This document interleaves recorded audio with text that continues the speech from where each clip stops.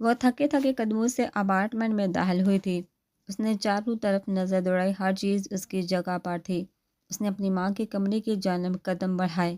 دروازہ کھول کر اندر داخل ہونے پر اسے کمرے میں کوئی بے ترتیبی دکھائی نہ دی تو وہ تلخی سے مسکرائی، صرف ہماری زندگی بے ترتیب ہو گئی ماما، آپ کی بنین بکھر گئی ہے۔ وہ بیڈ شیٹ پر ہاتھ پھیرتی عطرت کے لمس کو محسوس کرنے کی کوشش کر رہی تھی۔ دفعتاً اسے قدموں کی چاپ سنائی دی۔ پاپا، ماما۔ وہ جھٹکے سے سیدھی ہوتی دروازے کی سمت بھاگی تھی۔ چہرے پر خوشی کے رنگ کھلے تھے۔ دروازہ کھولتے اس کے نظر دروازے کی ہینڈل کی جانب ہاتھ بڑھائے سمت پر پڑی۔ مسکراہٹ بال میں سمٹی تھی، چہرہ سرد مہری چھا گئی تھی، آنکھیں بے تاثر ہو گئی تھی۔ سمن نے یہ تبدیلی بخوبی نوٹ کی تھی۔ کیوں آئے ہو یہاں؟ سب تو ختم کر دیا ہے تمہارے دادا نے۔ وہ تمہاری بھی دادا ہے، سمن نے تصحیح کی تو وہ طنزیہ ہنسی۔ کتنی عجیب بات ہے نا، وہ رشتہ جو لوگوں کی زندگی میں دگنی محبت رکھتا ہے، میری زندگی کی ہر خوشی کھا گیا۔ سمن نے اس کی آنکھوں میں دکھ دیکھا تو اس نے اس کا ہاتھ پکڑا۔ تم غلط سمجھ رہی ہو۔ ڈونٹ یو ڈیئر مسٹر سمن، تم سمجھ رہے ہوگے بنین اب اکیلی ہو گئی ہے تو اس کا ہمدرد بن کر اسے راستے سے ہٹا دو۔ یہی پلاننگ ہے نا تمہاری؟ Now you over reacting. Saman کو اس کا ہاتھ جھٹکنا غصہ دلا گیا تھا۔ سیدھا انا پر وار ہوا تھا، اور انا کہاں انسان کو انسان رہنے دیتی ہے۔ اس نے دانت پیستے الفاظ ادا کیے تھے۔ تمہارے بھائی کا علاج اچھے ہاسپٹل میں ہو جائے گا، فی الحال تم چلو میرے ساتھ۔ اس نے بہت مشکل سے خود کو نارمل کیا تھا، مگر لہجے میں تلخی کو چھپا نہیں پایا تھا۔ میری فیملی سے دور رہنا مسٹر سمن، اب اگر ان پر خروج بھی آئے تو میں جان لے لوں گی تم سب کی۔ وہ اس کا گریبان پکڑ کر چلائے تو سمن نے اس کی کلائی پکڑ کر ایک جھٹکے سے اپنا گریبان چھڑوایا۔ اسے اپنی جانب کھینچا، وہ دیوار سے لگا گیا تھا۔ تمہاری ہمت کیسی ہوئی میرے گریبان پر ہاتھ ڈالنے کی؟ آنکھوں میں شعلے لیے وہ چہرہ اس کے قریب کیے داڑا تو بنی نے آنکھیں بند کی۔ تم نے جو میرے بڑے پاپا کے ساتھ کیا میں بھولا نہیں ہوں، تم میرے چاچو کی بیٹی ہو، اس لیے ابھی تک زندہ ہو، ورنہ اس وقت تمہارا نام و نشان مٹ چکا ہوتا ہے اس دنیا سے۔ وہ مزید چہرہ اس کے قریب لائے بولا، لہجے کی تپش بنین کو بے چین کر رہی تھی۔ اس نے خود کو چھڑوانے کی کوشش کی مگر آنکھیں نہیں کھولی تو سمن مسکرایا تھا۔ حویلی جانے کی تیاری کرو، میرے نکاح میں آنے کے بعد اب وہی تمہارا اصل گھر ہے۔ وہ اپنی پکڑ ڈھیلی کرتا پیچھے ہوا تھا مگر کلائیاں ہنوز پکڑی ہوئی تھی۔ نکاح کے لفظ پر اس نے آنکھیں کھولی تھی۔ کون سا نکاح مسٹر سمن؟ شاید آپ بول رہے ہیں کہ نکاح کا ثبوت مٹ چکا ہے، گواہ اور نکاحوں کو آپ کے ڈیئر بڑے پاپا اس دنیا سے رخصت کر چکے ہیں۔ کیا ثبوت ہے تمہارے پاس اس نکاح کا؟ بنی نے گرفت ڈھیلی ہونے کی وجہ سے خود کو چھڑوایا تھا۔ اس کے الفاظ نے سمد کو ٹھٹکنے پر مجبور کر دیا تھا۔ وہ تھپڑ یاد ہے مسٹر سمد، جو تمہاری مردانگی کا پہلا ثبوت تھا۔ بنین کا طنز بڑا جملہ سن کر اس کو اپنا اس پر ہاتھ اٹھانا یاد آیا تھا۔ میرے بابا کا کمرہ تھا وہ، اس کی ہر چیز سے میرے بابا کی خوشبو آتی تھی۔ میری آنکھوں کے سامنے اسے تہس نہس کیا گیا۔ ان دو گواہوں کو گولی مار دی گئی اور وہ نکاح مجھے معلوم ہے وہ بھی غائب ہو چکا ہوگا۔ بنین کے انکشاف پر وہ بے یقینی سے پیچھے ہوا تھا۔ یقینی ہے، افسوس کی بات ہے کہ تمہارے گھر میں گھس کر 2 قتل کر کے، مگر تمہیں صرف یہ نظر آئے کہ میں نے نکاح نامہ جلایا۔ بنین نے چبھتی آنکھوں سے اسے دیکھا تھا۔ سمن نے مڑ کر خود کو پرسکون کرنے کی کوشش کی۔ وہ بال میں ہاتھ پھیرتا مسلسل خود کو نارمل کرنا چاہ رہا تھا۔ جب برداشت سے باہر ہوا تو وہ بنین کی جانب مڑا۔ اس دن کیوں نہیں بتایا؟ وہ یک دم چلائے تو بنین ہنسی تھی۔ مجھے نہیں یاد کہ ہم دوست رہے ہیں جو میں تمہیں سب بتاتی۔ اس نے تان میں ڈوباتی اسے مارا تھا، اب بھی تو بتایا ہے۔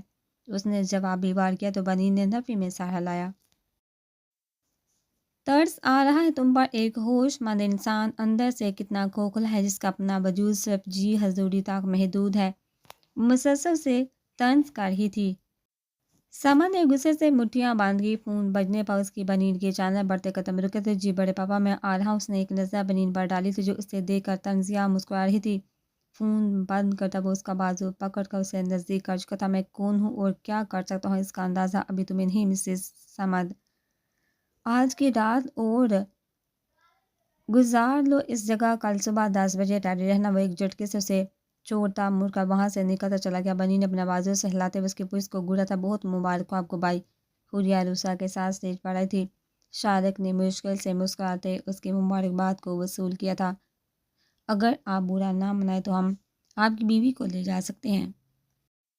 حوریہ نے شارق سے پوچھا، آنکھوں میں شرارت تھی۔ شارق نے ہاں میں سہلا اور اٹھ کر سٹیج اتر گیا تھا۔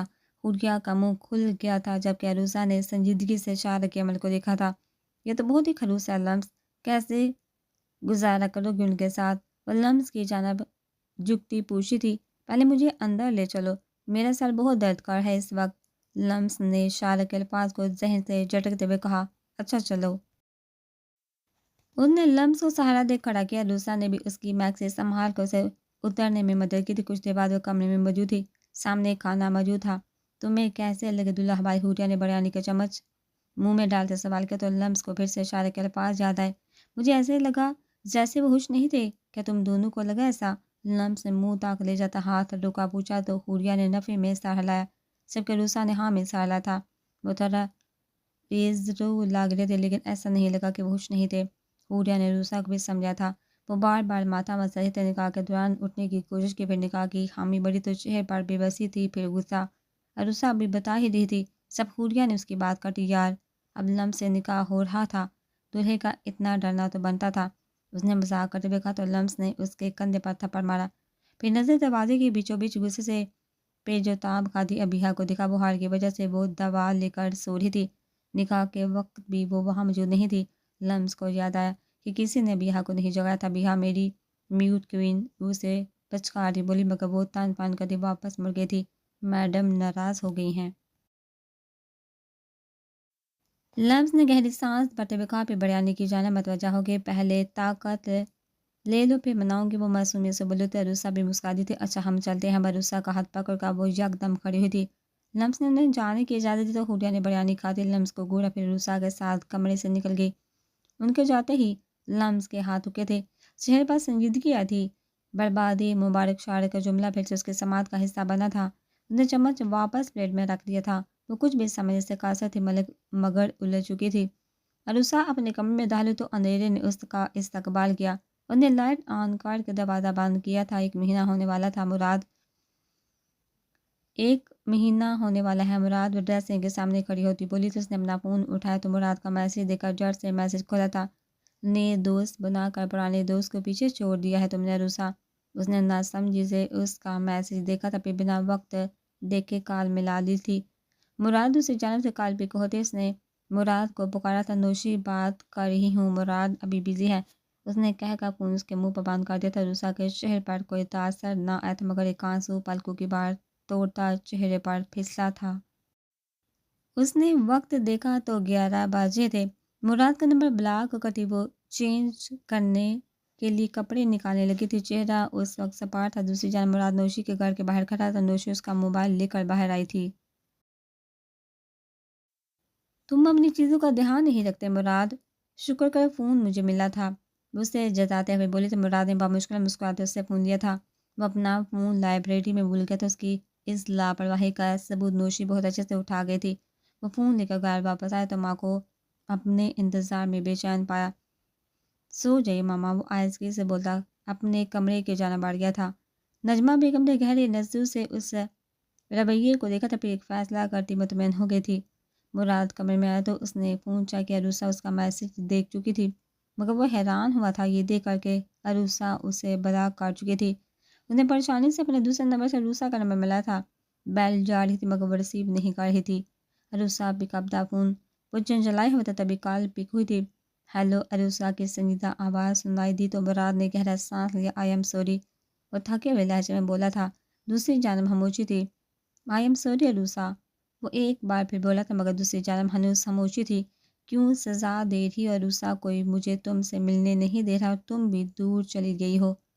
اس کا نام نجیہ تھا، یہاں اسی گھر میں رہتی تھی وہ چھت پر موجود تھی۔ آسمان پر چھائے بادلوں کو دیکھتے اس نے بولنا شروع کیا تھا، مراد رکا تھا، بہت پیار کرتی تھی مجھ سے، ان کا بھتیجا مجھ سے چڑھتا تھا لیکن وہ اس سے بھی ڈانٹ دیتی تھی۔ وہ نم لہجے میں بولی، مراد صرف اسے سن رہا تھا۔ میں 8 سال کی تھی، کیا 8 سال کی بچی کہانیاں بناتی ہے؟ اس نے سوال کیا تو مراد نے نفی میں سالا مگر احساس ہوتے ہی کہ عروسہ اس کے سامنے نہیں ہے وہ منہ بولا تھا، عروسہ کہانیاں نہیں بناتی، وہ پورے یقین سے بولا تھا۔ عروسہ مسکرائی تھی مگر آنکھوں سے بہتے آنسو کو روک نہیں پائی تھی۔ میں نے خود دیکھا تھا ان کی کار کو آگے آگ لگتے، وہ اتنی خوش تھی مگر پھر وہ چلی گئی۔ سب نے مجھے قصوروار بنا دیا، میری ضد پر وہ باہر گئی تھی۔ وہ ایک بار پھر سب باتیں دہرا رہی تھی۔ مراد اسے سن رہا تھا جبکہ اس کے دکھ کو محسوس کرتے ہوئے اس کی آنکھوں کے گوشے بھی نم ہو گئے تھے۔ واپس آ جاؤ عروسہ، مراد اس کے چپ ہونے پر بولا تو عروسہ ہلکا سا مسکرائی تھی۔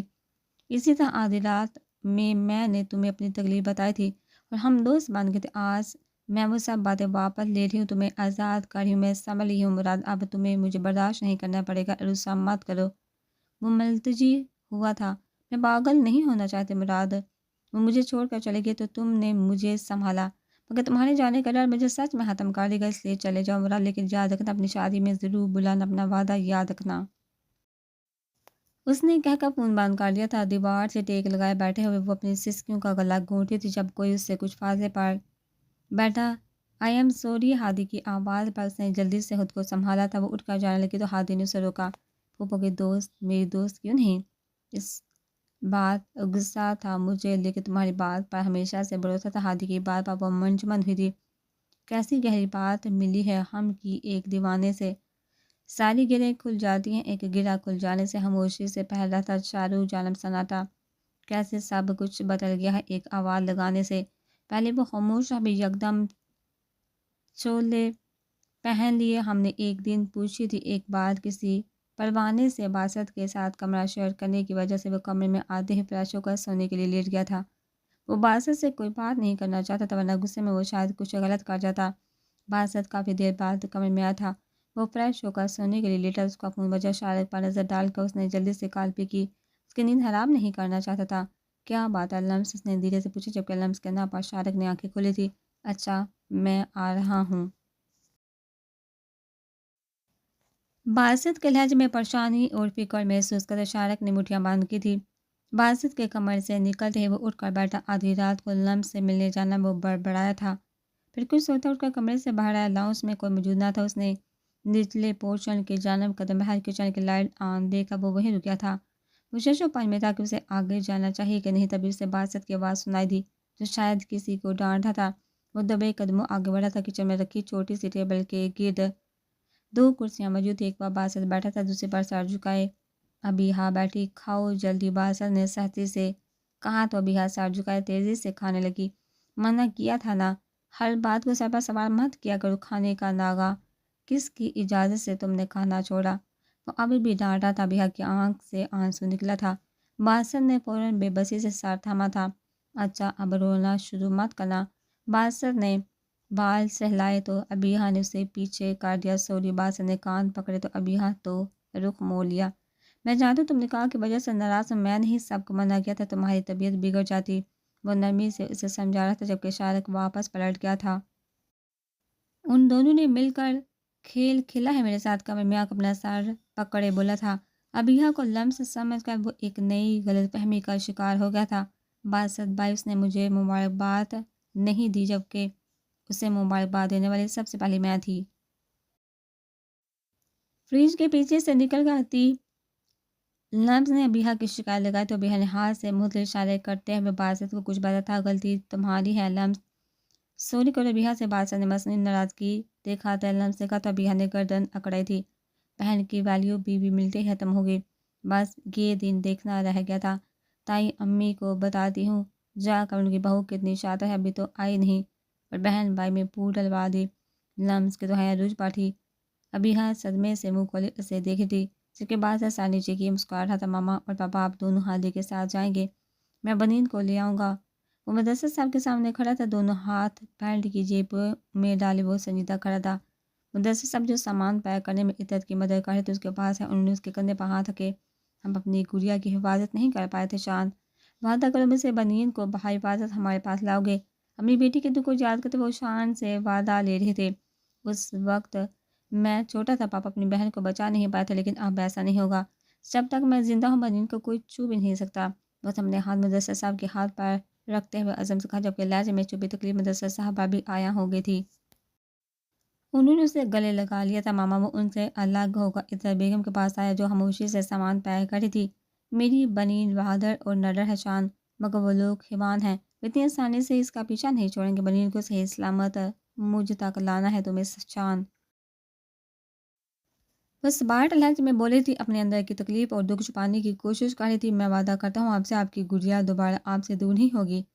شان نے ان کے دونوں ہاتھ تھام کر کہا تو اس کے اتنے یقین سے کہنے پر اتنا بیگم مسکرائی تھی، آنکھوں سے آنسو صاف کرتے ہوئے شان کا گال تھپک رہی تھی۔ جب اس نے ان کا ہاتھ تھام کر اس کی پشت پر بوسہ دیا تھا، پاپا سب کچھ ویسے ہی رہنا چاہیے جیسے ہوتا، بس ضرورت کا سامان اپنے ساتھ، ہمارے پیچھے وہ لوگ ضرور آئیں گے، میں نہیں چاہتا انہیں شک ہو کہ ہم یہاں سے شفٹ ہو گئے ہیں۔ اب وہ پلان کے حساب سے ہدایت دے رہا تھا۔ مدثر سامنے ہاں میں سہلائے، وہ مسکرا کر کمرے سے نکل گیا تھا۔ کچھ دیر بعد ہادی کے آنے پر آدھی رات کو ہادی کے ساتھ وہاں سے چلے گئے تھے۔ دیکھنے والے کو یوں محسوس ہوتا تھا کہ وہ عجلت میں کسی کیس کے سلسلے میں گئے ہوں۔ ان پر نظر رکھنے والے لوگوں نے سمد کو خبر دی تھی تو اس نے کچھ بھی کرنے سے منع کر دیا کیونکہ بنین ان کے ساتھ نہ تھی۔ سورج کی روشنی پھیلنے لگی تو شان بنین کا ہاتھ ہمیں اپارٹمنٹ سے باہر نکلا۔ بنین کے ہاتھ پر لگا خون جو اس کے کپڑ کو رنگ چکا تھا دیکھ کر ان لوگوں نے ایک بار پھر سمد کو اطلاع دی تھی، مگر وہ سو رہا تھا تو فون چیک نہیں کر پایا۔ انہیں ملک ترابلی کے ہاتھ سے آدمی کو فون ملایا۔ وہ لڑکی اور لڑکا ابھی کچھ دیر پہلے نکلے ہیں، لڑکی کو چوٹ لگی تھی، شاید کسی ہسپتال جا رہے ہیں، مار دو دونوں کو۔ اس آدمی نے کہا تو وہ حیران ہوا، لیکن ہمیں بس نظر رکھنے کو کہا تھا۔ اس نے اعتراض کیا تو دوسری جانب موجود شخص نے فون اسپیکر پر ڈالا، جیسا کہا ہے اتنا کرو۔ ترابلی کے ساتھ گیر آواز سن کر اس شخص نے فوراً ہمیں بالی تھی، سامد کو پتہ نہیں چلنا چاہیے، ان کی موت حادثہ لگنی چاہیے۔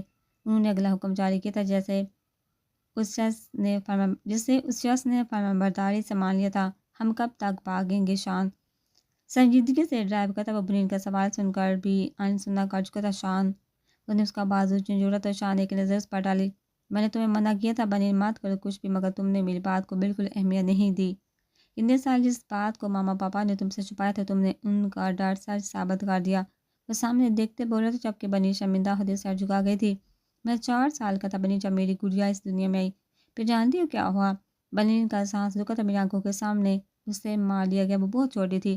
بنین وہ لوگ تمہارے بارے میں پوچھے تھے مگر ماما نے نہیں بتایا۔ گڑیا کے جانے کے بعد ماما کی حالت بہت خراب رہنے لگی تھی، پاپا انہیں لے کر شفٹ ہو گئے تھے کیونکہ ملک ترابلی کو یقین ہو گیا تھا کہ تم مر گئی ہو۔ اماں نے جب ماما کی گود میں تمہیں ڈالا تو انہوں نے تمہیں اپنی گڑیا سمجھ لیا تھا۔ ہماری گڑیا ہمیں واپس مل گئے تھے مگر ایک ڈر کے ساتھ کہ اسے چھین لیا جائے گا۔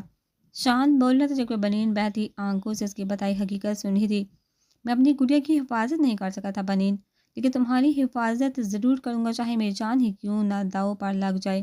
اس کا لہجہ آہر میں بدلا تھا، اس نے بیک مرر سے کسی کار کو اپنے پیچھا کرتے محسوس کیا تھا۔ بنین نیچے ہو کر بیٹھ، اس نے بنین کی سیٹ پیچھے کرتے ہوئے کہا تو بنین نے پریشانی سے اسے دیکھا۔ بنین وقت ضائع مت کرو، اس نے اسے ڈپٹا تو بنین جلدی سے پیچھے ہو کر بیٹھ گئی تھی۔ شان نے رفتار بڑھا لی تھی، مختلف سڑکوں پر مڑتے اس نے جیسے ہی اس کار کو ڈاس کیا تو اس نے کار روکا، بنین کو اترنے کہا تم یہیں رکو گی جب تک میں واپس نہیں آتا۔ بنین کو ایک دکان کے پاس اتار کر تیزی سے کار آگے لے گیا تھا۔ بنین دعائیں کرتی اس سے دکان کے اندر چلی گئی تھی۔ تقریباً 1 گھنٹہ انتظار کے بعد اسے شان کا فون آیا تھا، جلدی باہر اور چہرہ چھپا لینا۔ شان اجلے میں تھا، وہ باہر نکلی تو کار سڑک کے دوسری جانب کھڑی تھی۔ بنین نے تیزی سے قدم آگے بڑھا جبکہ شان کی آواز پر رکی۔ واپس جب بنین وہ چلایا تھا، شان مجھے ڈر لگ رہا ہے، بنین نے روتے ہوئے کہا، دل کچھ برا ہونے کی گواہی دے رہا تھا۔ بنین تم یہاں نہیں آؤ گی سمجھی؟ وہ فون پر اسے روک رہا تھا جبکہ سڑک کے پار کھڑے بنین نے آگے بڑھنا چاہا تو اسی وقت مخالف سمت سے آتے ٹرک نے اس کی کار کو ٹکر ماری تھی۔ کار دوبارہ گھوم کر فٹ پاتھ کے دوسری جانب الٹی ہو کر گری تھی۔ شان وہ پوری شدت سے چلاتی اٹھ کر بیٹھی تھی، خود کو حالی گھر میں محسوس کر کے وہ پھوٹ پھوٹ کر روئی تھی۔ دوسری جانب ترابلی سے مل کر سمد اپنے فلیٹ میں آتا، جہاں آتے ہی اس نے سب سے پہلے CCTV فوٹیج چیک کی تھی۔ کیمرہ چونکہ بس لاؤنج میں لگا تھا، اسے صرف یہی معلوم ہوا تھا کہ ترابلی وہاں آئے تھے۔ ان کے آدمی گھر میں توڑ پھوڑ کر رہے تھے جبکہ بنین اسے کہیں نظر نہ آئی۔ کچھ دیر بعد وہ اعتصام کے کمرے میں گئے اور پھر واپس آتے فلیٹ سے نکلتے چلے گئے۔ وہ اپنا سر پکڑے بیٹھا تھا کہ سمجھ نہیں آ رہا تھا کہ کیا کرے۔ بنین نے قتل کا انکشاف کیا تھا مگر CCTV فوٹیج میں ایسا کچھ نہیں تھا۔ ملک ترابلی بھی اس بات کو قبول کر چکے تھے، وہ اس کے فلیٹ میں آئے تھے۔ ایک بار پھر وہ بنین پر بھروسہ کرتے کرتے ملک ترابلی کو چن چکا تھا۔ اگلا دن انصاری منظر میں چہل پہل لایا تھا۔ बासित की आँख खुली तो उसने शारिक को आसपास ना देखा। लफ़े में साहब वो फ्रेश होता बाहर आया तो जाज़बा बेगम और नूरिया बेगम को नाश्ता करते पाया। आ जाओ बासित बेटा, नाश्ता कर लो। उन्होंने बासित को देखते ही खुशगवार लहजे में बुलाया था। बासित मुस्कुराकर उनके पास आकर बैठ गया था। हाला शारिक कहाँ है? बासित ने नाश्ता करते हुए पूछा तो नूरिया बेगम ने तासर से साला कह रहा था उसका दोस्त बीमार हो गया अचानक से तो वापस जा रहा है। नूरिया बेगम के लहजे में हल्के से गुस्से की झलक महसूस करते बासित ने गहरी सांस ली। हाला आप गुस्सा मत करें, हो सकता है ज़्यादा सीरियस मसला हो। अब वापस जाकर उसके कान खींच लेना, वो हल्के फुल्के लहजे में बोला था। नूरिया बेगम मुस्कुरा दी थी। जाज़बा बेगम ने यकदम बासित का कान पकड़ा तो नूरिया बेगम हैरान हुई जबकि बासित ने मसनूई हल्के से माँ की जानिब देखा था। हर मामले को समझदारी से हल करने वाला मेरा बेटा जब लापरवाही करता है तो ये करना ज़रूरी हो जाता है। उन्होंने नूरिया की हैरत दूर करते हुए उन्हें वजाहत दी तो वो सर नीचे की हंस दी। अब ये ज़्यादती है था यम्मी।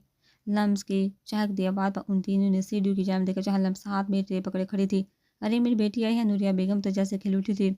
उसे देखकर मैं स्पेशल नाश्ता लाई हूँ जो आपको मेरे साथ करना है। तायम्मी आपकी बहू को शदीद किस्म की शर्म का दौरा पड़ा हुआ इसलिए आप भी मेरे साथ ही नाश्ता का लिबास भाई चाहें तो चख सकते हैं। वाहन में शरारत से बोले तो वो तीनों मुस्कुरा दिए। वो चारों मुस्कुराते बातें करते हुए नाश्ता कर रहे थे जबकि दूसरी जानब शारिक बस अड्डे पर वेटिंग एरिया में बैठा था।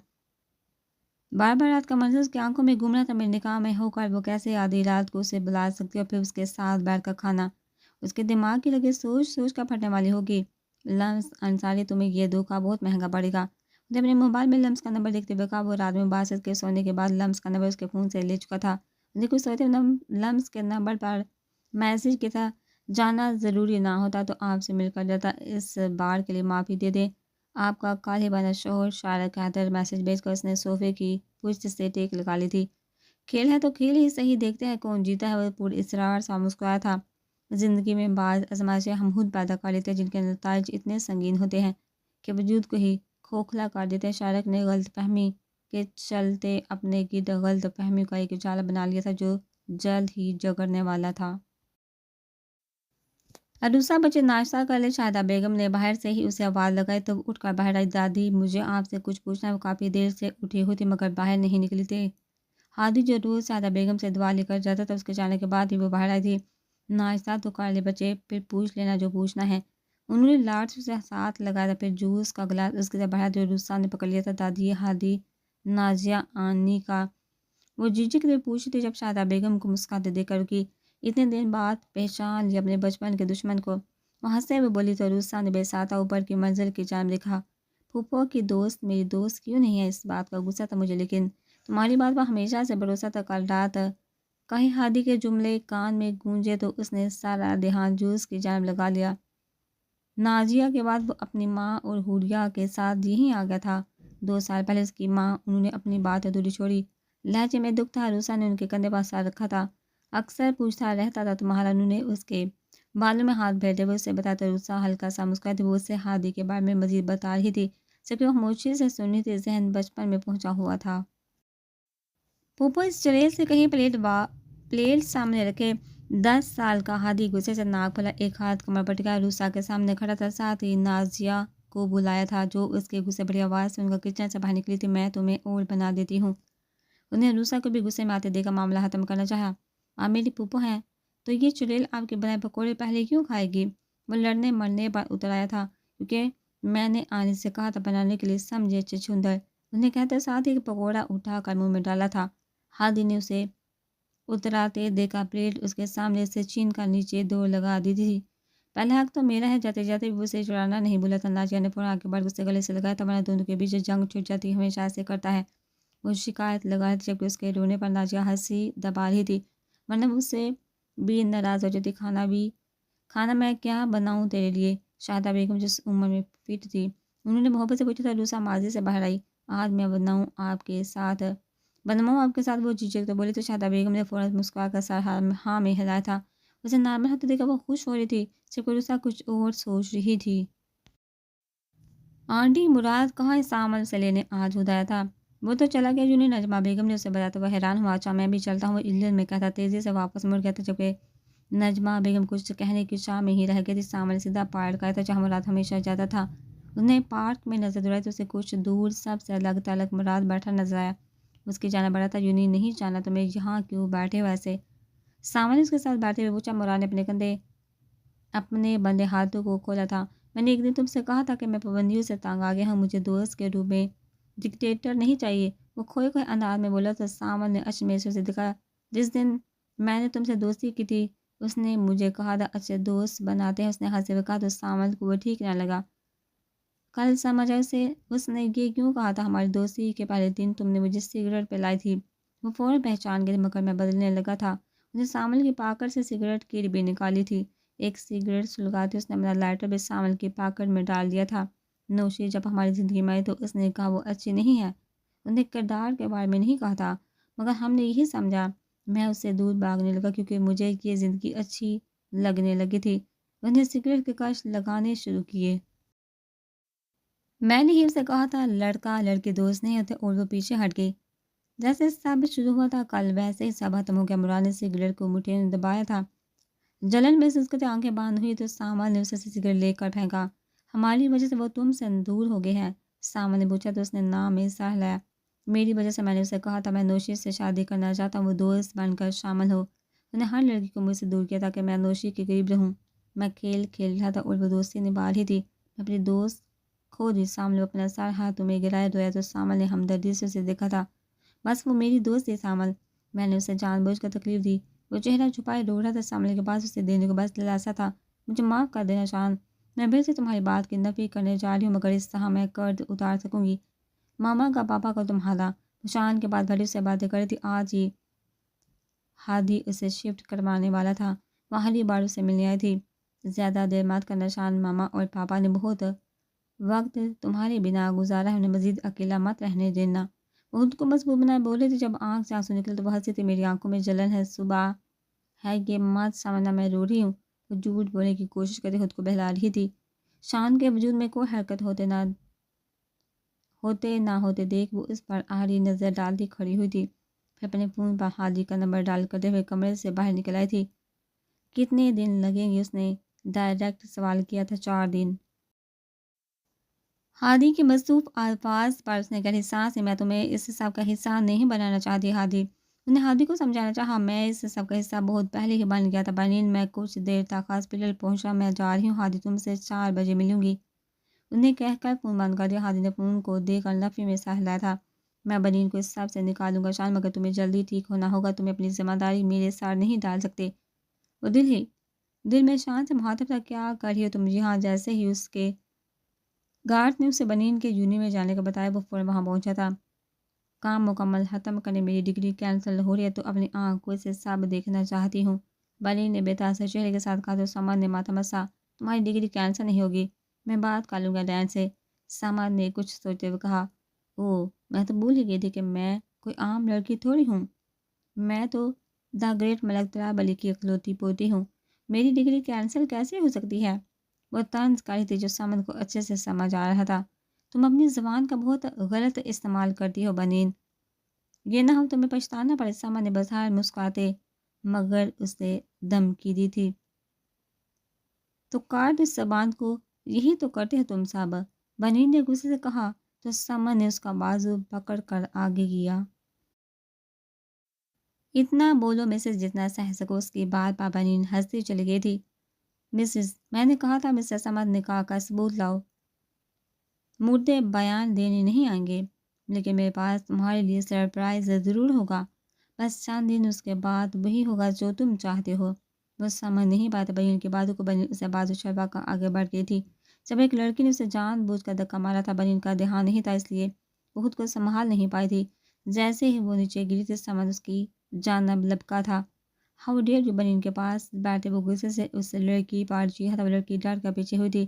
آئی ایم سوری بھی کہہ کر تیزی سے وہاں سے بھاگ گئی تھی۔ سامان بنین کی جانب متوجہ ہوا تھا جس کی ہتھیلی سے خون نکل رہا تھا۔ اس نے اس کا ہاتھ پکڑنا چاہا تو بنین نے فوراً ہاتھ پیچھے کیا تھا۔